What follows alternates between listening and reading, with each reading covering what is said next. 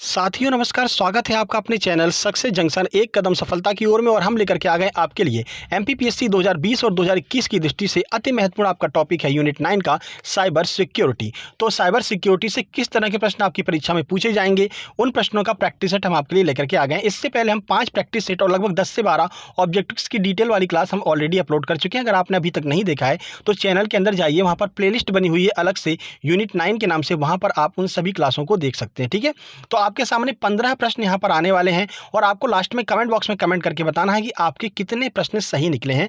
हर एक प्रश्न के बारे में आपको डिटेल में जानकारी भी देते हुए चलेंगे, जिससे अगर उससे संबंधित कोई अन्य प्रश्न भी आपके परीक्षा में बनता है तो आप उसे भी बड़ी आसानी से सॉल्व कर सकते हैं। सिंपल भाषा में मतलब समझाते हुए बढ़ेंगे, जिससे चीज़ें आपको बड़ी सरलता से समझ में आ जाए। चलिए सीधे चलते हैं प्रश्न नंबर 1 की ओर। देखिए पहला प्रश्न, किसी व्यक्ति को परेशान करने के उद्देश्य से लोगों के द्वारा या लोगों के समूहों के द्वारा साइबर पर उसका पीछा करना क्या कहलाता है? Option A hacking, option B है साइबर स्टॉकिंग, ऑप्शन सी है cyber planning, option number D है नन ऑफ दीज। चलिए आंसर देखते हैं। सही आंसर है बी, यानी कि साइबर स्टॉकिंग कहलाता है। देखिए, तो किसी व्यक्ति को परेशान करने के उद्देश्य से इंटरनेट और साइबर के माध्यम से उसका पीछा करना साइबर स्टॉकिंग कहलाता है। ठीक है, मान लीजिए आपके पास में किसी भी व्यक्ति का ईमेल नंबर मिल गया, ईमेल अकाउंट मिल गया, फिर आप उसको ट्रैक कर रहे हैं कि कहाँ पर ईमेल अकाउंट का यूज किया जा रहा है, फेसबुक अकाउंट का कहाँ पर यूज किया जा रहा है, तो उसको बार बार आप क्या कर रहे हैं, स्टॉक कर रहे हैं। स्टॉक मतलब उसका पीछा कर रहे हैं। तो इस घटना को क्या कहते हैं, इस प्रक्रिया को क्या कहते हैं? इस प्रक्रिया को साइबर स्टॉकिंग कहते हैं, क्योंकि आप इंटरनेट और साइबर की मदद से उसको जो है स्टॉक कर रहे हैं, इसलिए इस घटना को साइबर स्टॉकिंग कहते हैं। ठीक है, आगे बढ़ते हैं, अगला प्रश्न देखते हैं। देखिए, तो बहुत कम पैसों के लिए साइबर के माध्यम से चोरी करना क्या कहलाता है? Salami attack, cyber attack, amount attack या फिर रीजनेबल अटैक? चलिए आंसर देख लेते हैं। सही आंसर है ए, यानी कि सोलोमी अटैक कहते हैं। देखिए सिंपल भाषा में आपको समझाते हैं कि क्या होता है सोलोमी अटैक।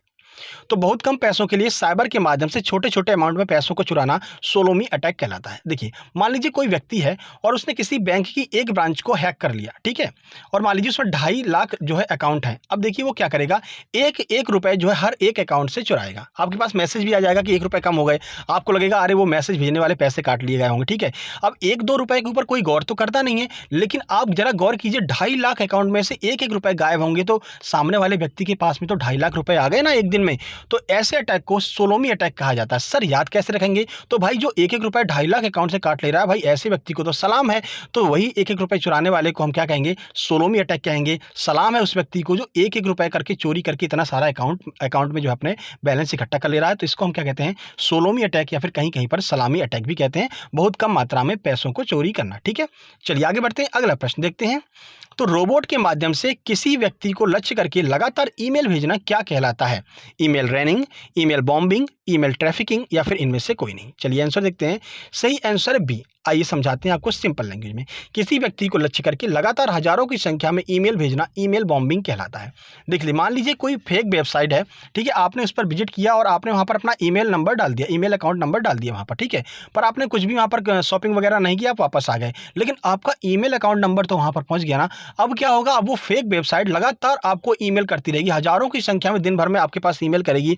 तो इस घटना को क्या कहते हैं? इस प्रक्रिया, इस घटना को ईमेल बॉम्बिंग कहते हैं। आपको याद रखना है। ठीक है, अब वो खुद तो करेंगे नहीं, टाइप तो करेंगे नहीं बार बार, एक रोबोट की मदद से, एक प्रोग्राम होता है जिसे रोबोटिक्स में आपको हमने पहले भी बताया है कि रोबोट जो है ये सारे काम करता है, तो बार बार आपको लगातार मैसेज भेजता रहेगा।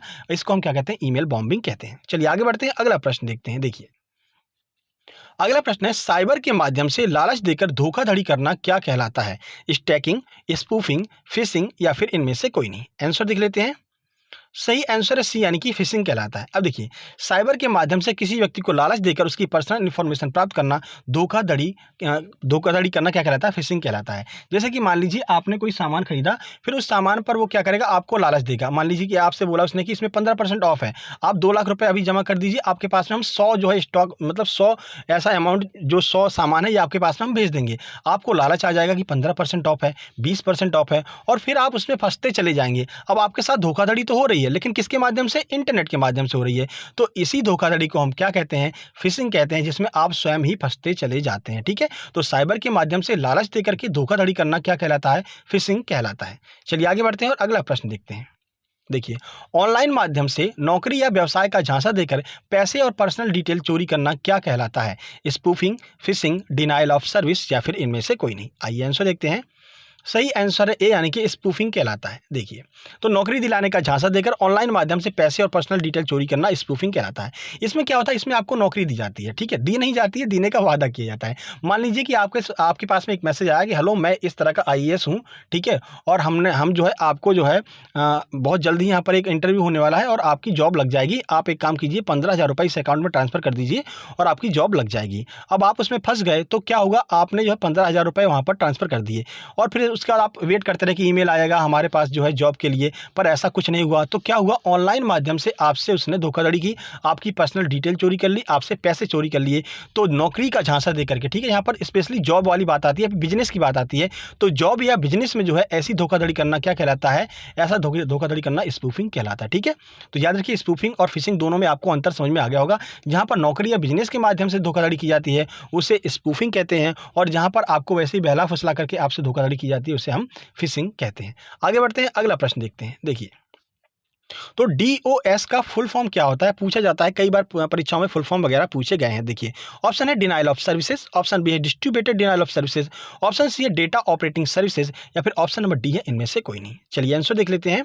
सही आंसर है ए यानी कि डिनाइल ऑफ सर्विसेज कहते हैं, डीओएस का फुल फॉर्म होता है। देखिए, जब किसी वेबसाइट या एप्लीकेशन का सर्वर डाउन हो जाए जिससे उसकी सर्विसेज जो है वो हम तक ना पहुंच पाए तो हम क्या कहते हैं, डिनाइल ऑफ सर्विसेज कहते हैं। ठीक है, अभी क्या होता है, मान लीजिए कि ये स्पेशली उन दिनों में देखने को मिलता है जब किसी परीक्षा फॉर्म आप भरने जा रहे हैं। मान लीजिए आपका चलो एमपीपीएससी तो निकल गया, आपका यूपीएसआई है, आप यूपीएसआई का फॉर्म भरने गए और आप लास्ट डेट का इंतजार करते रहे। ठीक है, लास्ट डेट पर आप फॉर्म भरने गए, अब लास्ट डेट पर आपकी तरह बहुत से कई ऐसे मतलब कि कामचोर लोग होंगे, आलसी लोग होंगे जो उस पर फॉर्म भर रहे होंगे। अब ऐसे में क्या होता है, ऐसे में सर्वर डाउन हो जाता है और आपका फॉर्म नहीं भर पाता है, तो इसको हम क्या कहते हैं, डिनाइल ऑफ सर्विसेज कहते हैं, यानी कि वो सर्विसेज हमारे पास पहुंच ही नहीं पाई। इसलिए बार बार कहा जाता है कि आपको एंड टाइम का इंतजार नहीं करना है, आप अगर कोई फॉर्म भर रहे हैं तो जाकर के भर दीजिए तुरंत ही। ठीक है, तो डिनाइल ऑफ सर्विसेज का मतलब समझ गए, फुल फॉर्म क्या होता है डीओएस का, डिनाइल ऑफ सर्विसेज होता है। और क्या होती है, तो जब सर्वर डाउन हो जाए और उसकी सेवाएं हम तक ना पहुंच पाए तो उसे हम डिनाइल ऑफ सर्विसेज कहते हैं। चलिए आगे बढ़ते हैं, अगला प्रश्न देखते हैं। देखिए, तो किसी सर्वर या वेबसाइट पर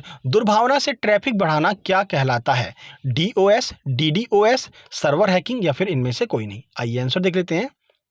सही आंसर है बी यानी कि डीडीओएस कहलाता है। अब ये डीडीओएस क्या होता है, देखिए, तो किसी सर्वर या वेबसाइट पर दुर्भावना के उद्देश्य से ट्रैफिक को बढ़ाना जिससे कि उसका सर्वर डाउन हो जाए, डीडीओएस अर्थात डिस्ट्रीब्यूटेड डिनाइल ऑफ सर्विसेज कहलाता है। अब सिंपल भाषा में समझिए क्या होता है डीडीओएस। अब देखिए, मान लीजिए कि अमेजन का एक मैसेज आया आपके पास में कि 12 जुलाई को रात को 12 बजे हम यहाँ पर एक मोबाइल लॉन्च करने वाले हैं जो कि लगभग 1.5 लाख का मोबाइल है और आपको जो है 80,000 में मिलेगा, लेकिन 12 तारीख को और 12 बजे ही मिलेगा। अब ऐसा क्या होगा, अब इसमें दो प्रकार के लोग होंगे, एक तो उस अमेजन कंपनी के दुश्मन होंगे, एक अमेजन कंपनी के ग्राहक होंगे। अब जो अमेजन कंपनी के ग्राहक होंगे वो रात को 12 बजे भाई मोबाइल खरीदने के लिए उस पर जाएंगे, ठीक है, और जो दुश्मन होंगे वो क्या करेंगे, वो रात को 12 बजे उस जो आपकी अमेजन कंपनी है वो काम ना कर पाए इसलिए लगातार वहां पर जो है ट्रैफिक बढ़ाते रहेंगे, बिना बेवजह ही ट्रैफिक बढ़ाते रहेंगे जिससे कि उसका काम ना हो पाए।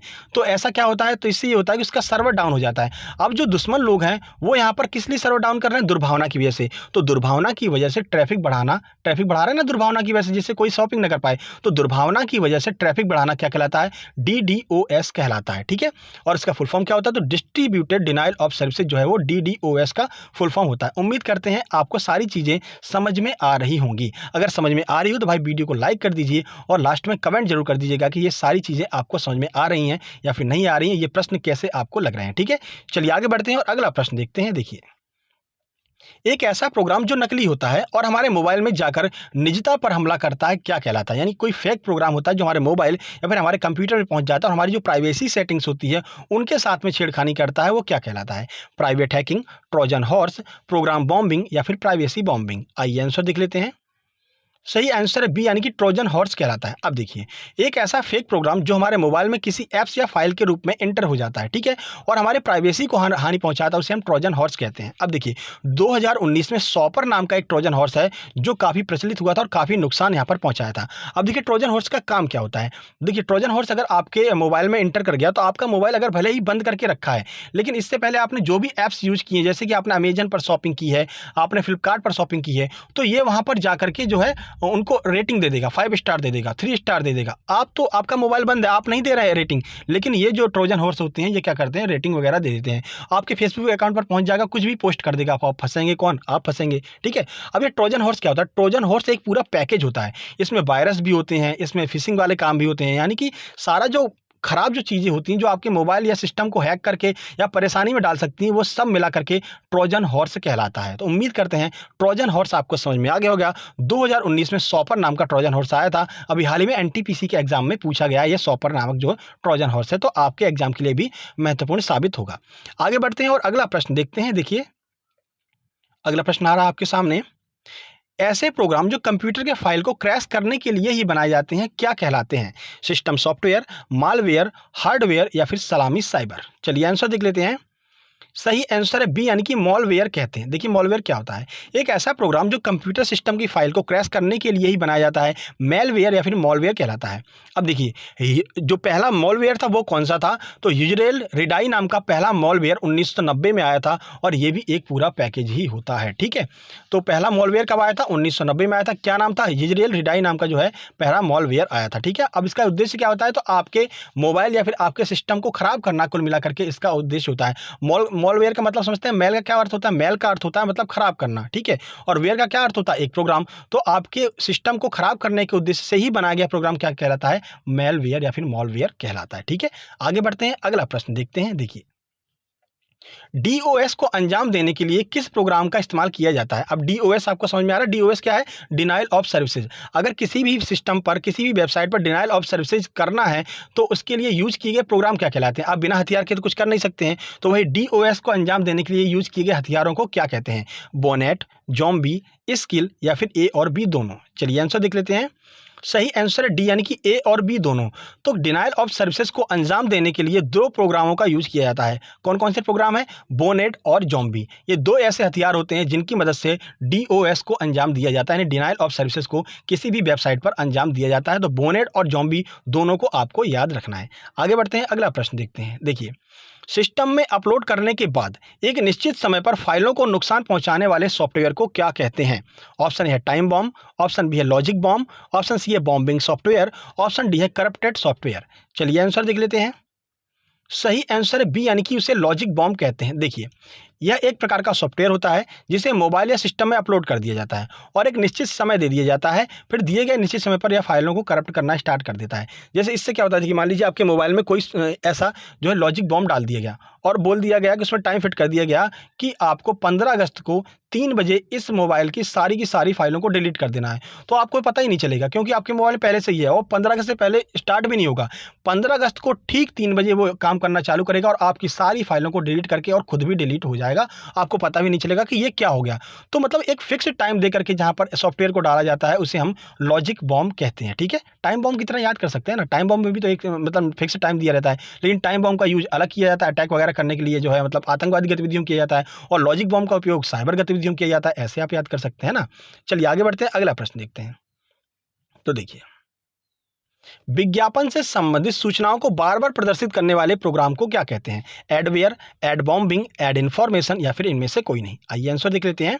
सही आंसर है ए, यानी कि उसे हम एडवेयर कहते हैं। देखिए तो विज्ञापन से संबंधित जानकारी को बार बार प्रदर्शित करने के लिए इस्तेमाल किए जाने वाले सॉफ्टवेयर को एडवेयर कहते हैं। आपने देखा भी होगा, अगर आप किसी एक वेबसाइट पर विजिट करे आते हैं तो बार बार उसका ऐड आपके जो है मोबाइल पर या आपके कंप्यूटर पर बार बार आता रहता है। ठीक है, तो इसको हम क्या कहते हैं, विज्ञापन के लिए यूज किए जाने वाले सॉफ्टवेयर को एडवेयर कहते हैं। ठीक है, आप समझ भी सकते हैं, ऐड लगा हुआ, ऐड का मतलब क्या होता है, एडवर्टीजमेंट, ऐसे भी आप समझ सकते हैं।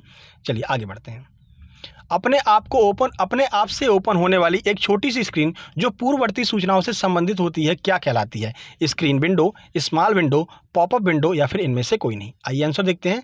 सही आंसर है सी, यानी कि पॉपअप विंडो कहलाती है। एक छोटी सी स्क्रीन जो आपके द्वारा पूर्ववर्ती किए गए कार्यों को अपडेट करने के लिए अचानक से आपकी स्क्रीन पर प्रदर्शित होती है, क्या कहलाती है? पॉपअप विंडो कहलाती है। जैसे मान लीजिए आप अमेजन पे गए, आपने एक कुर्ता देखा मगर आपने खरीदा नहीं, ठीक है, आप वापस आ गए। अब क्या होगा, अब आप कोई भी चीज़ देख रहे होंगे, मान लीजिए मूवी देख रहे हैं, बीच में आपसे अचानक से एक छोटी सी स्क्रीन पॉपअप हो जाएगी आपकी स्क्रीन पर और बताइए भाई आपने जो कुर्ता देखा था ना उससे 50% ऑफ है, ऐसा बोल करके वो वापस चला जाता है। ठीक है, तो इस तरह से आने वाली जाने वाली जो स्क्रीन होती है जो आपकी मर्जी से नहीं आती है उसको हम क्या कहते हैं? पॉप अप विंडो कहते हैं। ठीक है, चलिए आगे बढ़ते हैं, अगला प्रश्न देखते हैं। देखिए तो किसी भी वेबसाइट को ओपन करते ही उससे संबंधित एक छोटा सा प्रोग्राम यूजर के मोबाइल या सिस्टम में आ जाता है, उससे हम क्या कहते हैं? ऑप्शन ए है फेक अकाउंट, ऑप्शन बी है फेक प्रोग्राम, ऑप्शन सी है कुकीज, ऑप्शन नंबर डी है इनमें से कोई नहीं। आइए आंसर देखते हैं।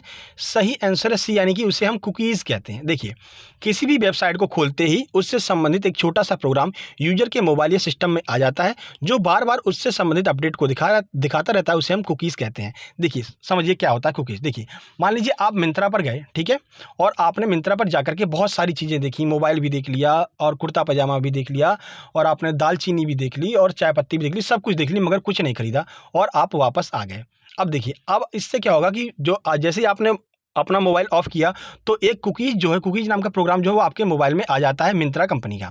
अब क्या होगा, अब मिंत्रा को तो पता चल गया कि आप क्या-क्या खरीदना चाहते हैं, भले ही आपने नहीं खरीदा है, लेकिन जब आप अब दोबारा आप मोबाइल अपना खोलेंगे तो आपके पास में लगातार ऐड आते रहेंगे, वही पॉपअप विंडो की मदद से कि भाई जो आपने चाय पत्ती देखी थी ना, उस पर अब 20% ऑफ है। भाई आपने जो मोबाइल देखा था ना, उस पे अब जो है 40% ऑफ है। मतलब कि बार-बार आपके पास में मैसेज भेजे जाते रहे पॉपअप विंडो की मदद से, लेकिन आपको अच्छा नहीं लगता, लेकिन आपके पास मैसेज आते रहते हैं। तो वो किस वजह से आते हैं कि जो एक कुकीज़ नाम का सॉफ्टवेयर होता है, वो अपने आप उसमें पहुंच जाता है आपके मोबाइल में उस वेबसाइट का, ठीक है। तो ऐसे प्रोग्राम को क्या कहते हैं? कुकीज़ कहते हैं, जो आपकी इन्फॉर्मेशन को जो है संबंधित वेबसाइट के पास में भेजता रहता है, ठीक है। चलिए आगे बढ़ते हैं, अगला प्रश्न देखते हैं। देखिए, किसी ऑडियो या वीडियो को मॉर्फ करना क्या कहलाता है? अब इसमें मॉर्फ का मतलब क्या होता है, सबसे पहले आपको ये पता होना चाहिए। तो चलिए आपको बताते हैं कि मॉर्फ का मतलब क्या होता है और किसी ऑडियो या वीडियो को मॉर्फ करना क्या कहलाता है। ऑप्शन ए है मॉर्फिंग, ऑप्शन बी है ऑडियो फेक, ऑप्शन सी है video fake, option number D है डीप फेक। देखिए आंसर देखते हैं।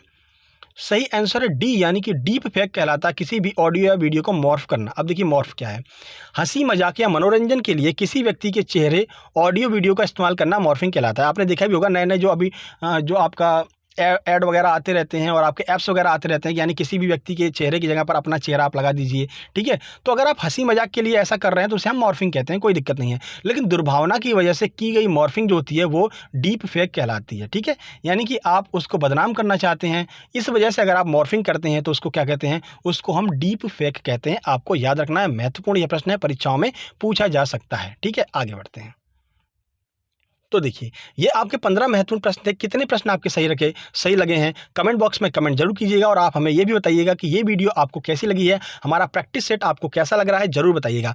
बाकी आपको बता दें, हम डेली 12:30 बजे प्रैक्टिस सेट लेकर के आते रहते हैं। इससे पहले पर्यावरण एवं जैव विविधता का प्रैक्टिस सेट कल हमने अपलोड किया था, यूनिट 7 का। करंट अफेयर भी कवर करते हैं साथ ही साथ में, और रोज सुबह 7:30 बजे हम करंट अफेयर की स्पेशल वीडियो लेकर के आते हैं, डेली करंट अफेयर, जिसमें हम सारी चीज़ों को कवर करते हैं। जो जो नई नई परियोजनाएं आती रहती हैं, ई कॉमर्स से संबंधित, ई गवर्नेंस से संबंधित जो भी नई चीज़ें होती रहती हैं, अपडेट होती रहती हैं, उनको भी हम वहाँ पर कवर करते रहते हैं। इससे आपको क्या फायदा होगा? एमपीपीएससी 2020 के लिए भी आपकी सारी अपडेट हो जाएंगी चीज़ें। जो आपका यूनिट 8 में करंट अफेयर पूछा जाता है वो आपका साथ साथ में अपडेट होता चलेगा। और 2021 जो एमपीपीएससी आने वाली है, एमपीएसआई आने वाली है, एमपी पटवारी आने वाली है, उसके लिए भी करंट अफेयर आपकी डेली बेस पर कवर होती चलेगी, क्योंकि हम यहाँ पर एमपी करंट को भी कवर करते हैं, स्टैटिक जीके को भी कवर करते हैं और डेली करंट अफेयर को भी कवर करते हैं और आपका रिवीजन भी करा देते हैं। आज सुबह भी हमने 7:30 बजे वीडियो को अपलोड किया, 23 जून करंट अफेयर के नाम से वो वीडियो आपको देखने को मिल जाएगी। जाकर के स्वयं चेक कर लीजिए कि क्या लेवल है वहाँ पर और कैसे प्रश्न आपको वहाँ पर देखने को मिलते हैं, ठीक है। तो बताइएगा जरूर, कमेंट बॉक्स में कमेंट जरूर कीजिएगा और दोनों वीडियो जरूर देखिएगा। जो लोग दोनों वीडियो देखते हैं उनका कॉन्फिडेंस लेवल अपने आप अप हो जाता है। यहाँ पर बहुत से लोग ऐसे हैं जो 12:30 बजे वाला प्रैक्टिस सेट भी देखते हैं और 7:30 बजे वाला करंट अफेयर भी देखते हैं, ठीक है। बाकी ये वीडियो आपको पसंद आए, वीडियो को लाइक कीजिए, दोस्तों के पास शेयर कीजिए। चैनल पर पहली बार आए हैं तो सब्सक्राइब करके नोटिफिकेशन बेल जरूर दबा लीजिएगा। कल मिलते हैं सुबह 7:30 बजे करंट अफेयर वाली वीडियो में। तब तक के लिए नमस्कार, धन्यवाद।